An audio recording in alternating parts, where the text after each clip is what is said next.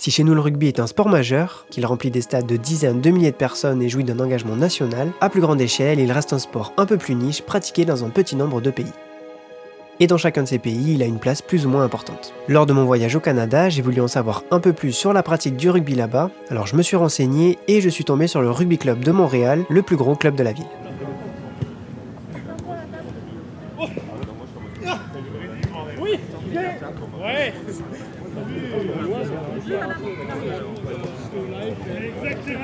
Au Canada, c'est un rugby qui est relativement différent. Nous, aujourd'hui, on n'a pas de vestiaire, par exemple. On a un terrain, oui, mais qui est un terrain communautaire que d'autres peuvent utiliser. Donc, on a des créneaux, différents créneaux. Vous allez vous mettre entre les plots bleus. 1, 2, 3, chasuble vert entre les plots jaunes. Il y a 2 plots jaunes là-bas. On joue pour les verts.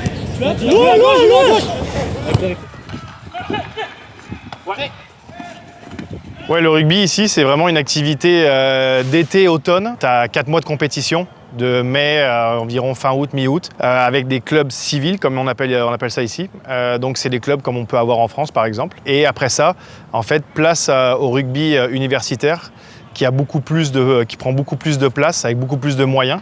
C'est ce côté nord-américain qu'on a. Rugby universitaire, ils ont 3 entraînements semaine, séances vidéo en plus, les séances de musculation, ils ont toutes les infrastructures pour pouvoir performer. C'est des gros moyens par rapport au rugby civil. Là où c'est intéressant, en fait, c'est que le rugby universitaire est à l'automne. Les joueurs continuent de s'entraîner durant l'hiver avec leur structure universitaire. Et après, en fait, la plupart, en fait, partent en rugby civil, comme on dit ici, dans leur club civil, qui sont affiliés plus ou moins avec des clubs. Et en fait, ils ont une continuité toute la saison avec le rugby civil.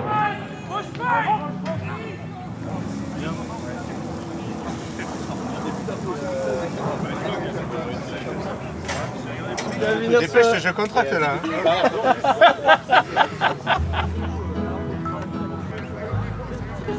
Quand tu es né au Québec, tu tombes pas mal au rugby en le regardant à la télé, en regardant les niveaux en France, en Europe. Pour ma part, c'était vraiment quelqu'un qui m'avait introduit au rugby, me disait que je pouvais joindre le rugby de manière un peu juste exploratoire, voir un peu c'était quoi le sport. J'avais aucune idée en mettant les crampons, c'était quoi auparavant. Puis j'ai fait ma première pratique, puis quelques jours après, j'avais mon premier match de rugby. Je connaissais à peine les règles, je connaissais à peine ce que je faisais sur un terrain. C'est assez marrant l'ambiance là parce que juste derrière il y a un match qui est en train de se dérouler et en fait il y a genre 4 matchs d'affilée, du coup toutes les équipes sont un petit peu autour des terrains en train de s'entraîner sur le terrain d'à côté. Du coup ça fait une ambiance un peu de tournoi, c'est assez sympa. En plus avec la tonnelle et tout qu'ils ont installé, ouais je sais pas, il y a un truc très convivial, tonnelle, barbecue, ça fait très tournoi, chill, c'est très cool.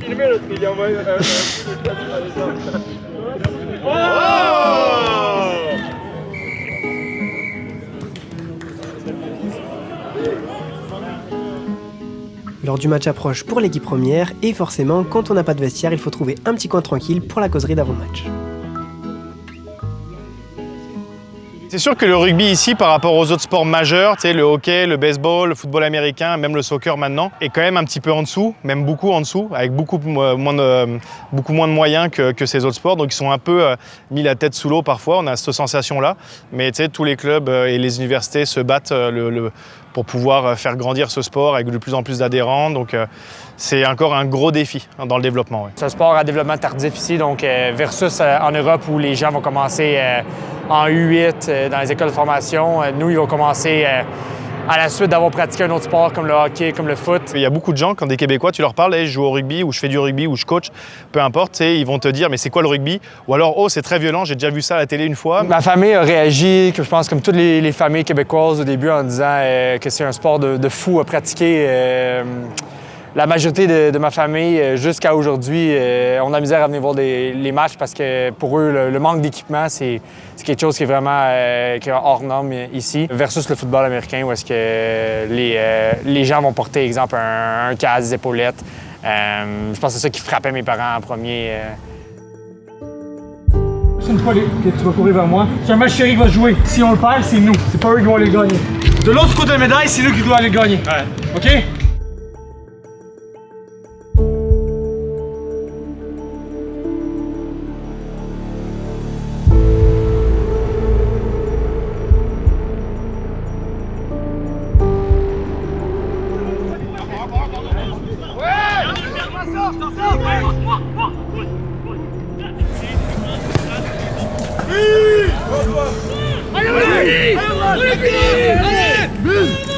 Tu viens faire des photos ici pour le match Des photos pour le match d'aujourd'hui. Là. Aujourd'hui, on a l'RCM contre TMR, deux des trois meilleures équipes de Québec.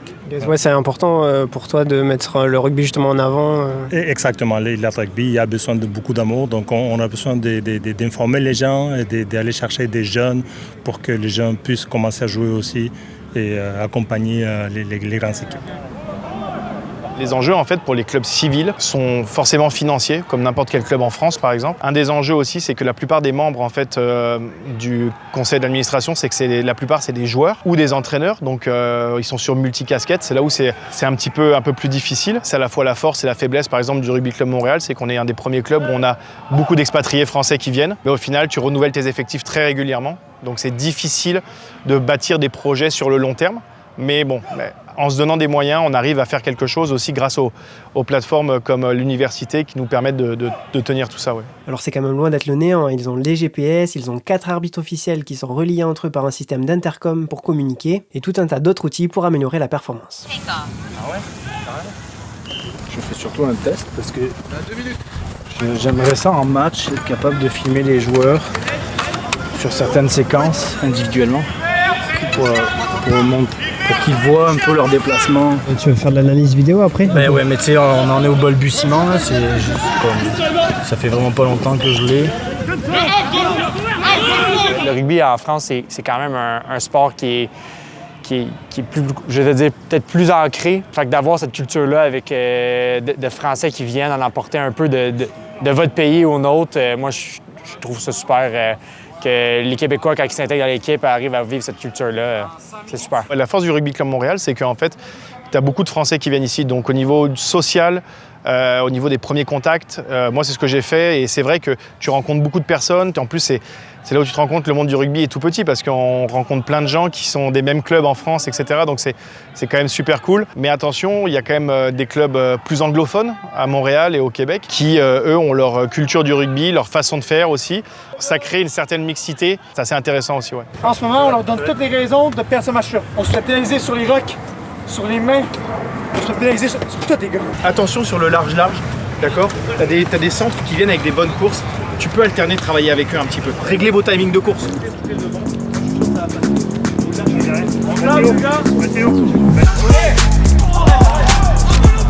La cage!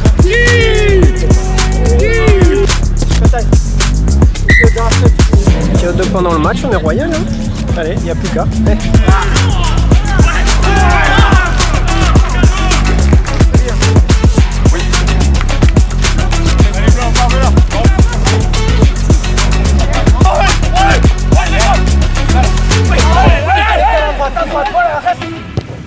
Elle est belle mon poulet, elle est belle.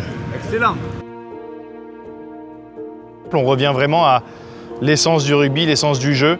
C'est un sport qui mérite d'être pratiqué, qui mérite d'être connu.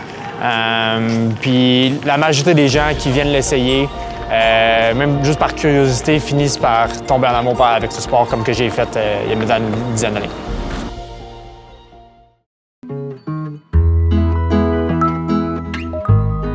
Au final, la journée se termine comme elle a commencé, c'est-à-dire à côté du barbecue. Est-ce qu'il y a vraiment plus important que boire une bonne bière et manger une bonne saucisse avec les copains? Je pense pas. La bière du club. Le logo là. Au final, après avoir traversé l'Atlantique pour découvrir le rugby au Canada, je me rends compte que l'essence de ce sport est la même partout. Le partage, la solidarité, les copains, je pense que peu importe où je vais voir du rugby dans le monde, je retrouverai la même chose. Et c'est peut-être ça qui fait du rugby un sport si particulier.